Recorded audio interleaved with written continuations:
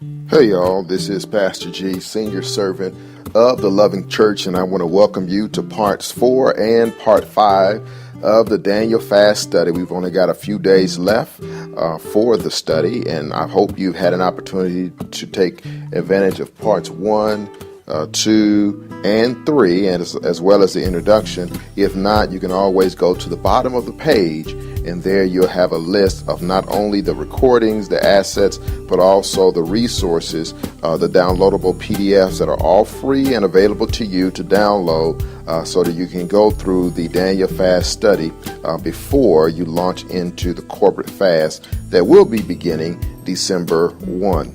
Now today I'm going to talk about, in part 4, the foods you can eat as well as the foods you need to avoid during the Daniel fast. I am no nutritionist.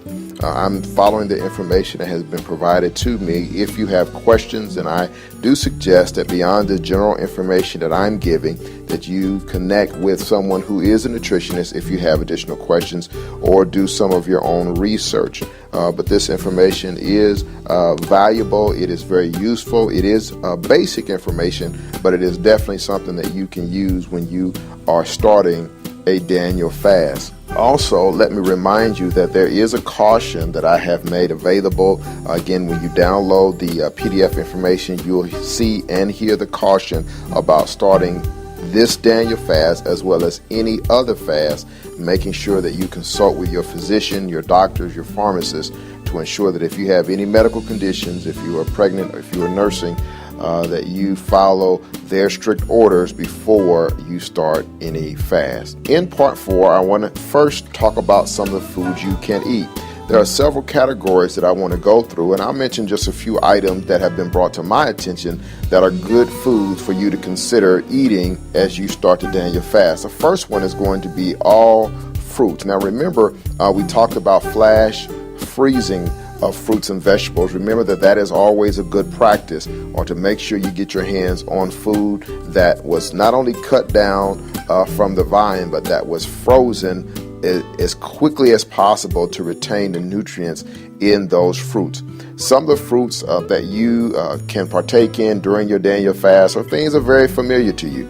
Bananas, berries, blackberries, dates, figs, grapefruits, coconuts, grapes, the whole nine. You're familiar with those. Melons, oats, olives, those things. You're very familiar with pears and pineapples.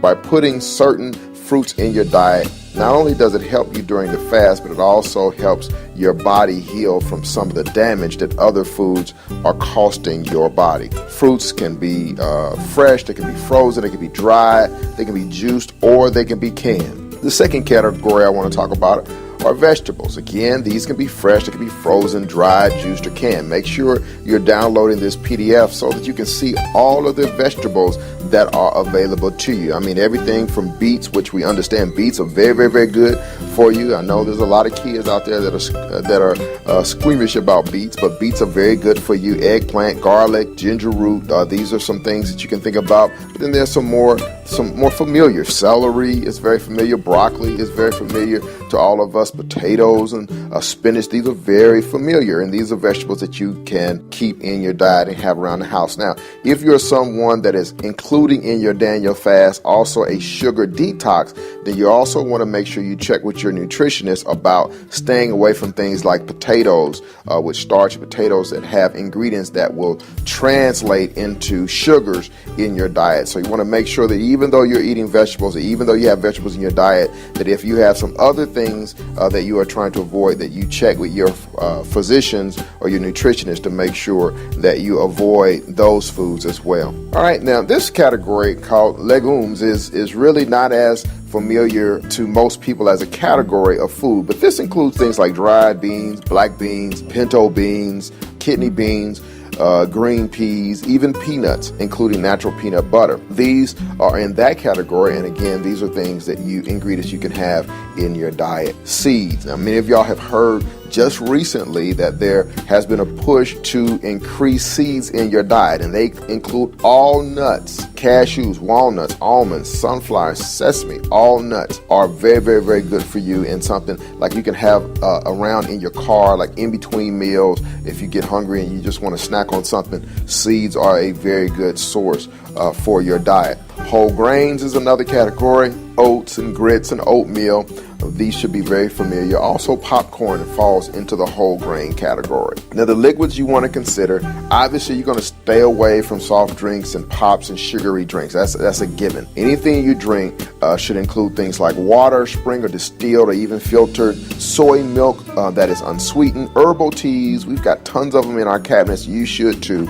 And then also 100% natural fruits and vegetable juice, okay? And just remember, these should have no added sugar in any of these liquids.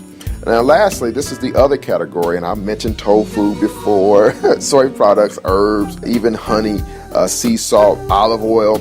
These are things that fit into the other category that, again, you might want to consider having around the house as you partake of the Daniel fast. There are definitely foods that you want to eliminate from your diet and also remove from the house. Clean the house top to bottom, getting rid of those things that you don't need in the house, in the car, in the cubby, in the cubicle, in the glove compartment, okay? Wherever you have it, under the bed, in between the mattress, get rid of these things, okay?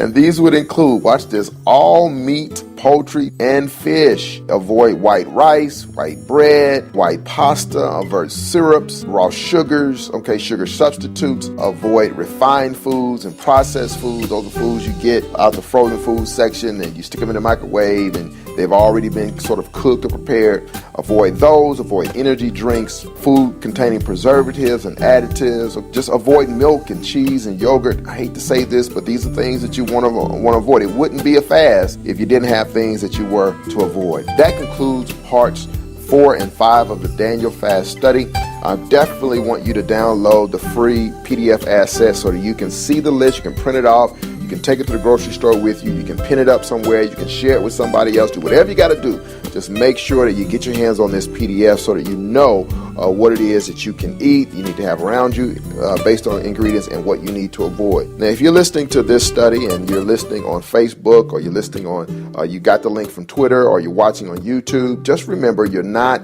getting full access to the power of the study unless you go and register on the blog. There on the blog, you have not only the audio, but you'll have a transcript as well as the downloadable PDFs. And you also have access to the other assets, introduction, or part 1, part 2, and part 3 of the study. So make sure you go to jgspeaks.wordpress.com, enter your email address, click follow so that you can have access to all the information that Pastor G is putting out in the Daniel Fast study. That is it for me. I want to thank each and every one of you for listening. God bless, and we'll chat with you later in part 6. Take care.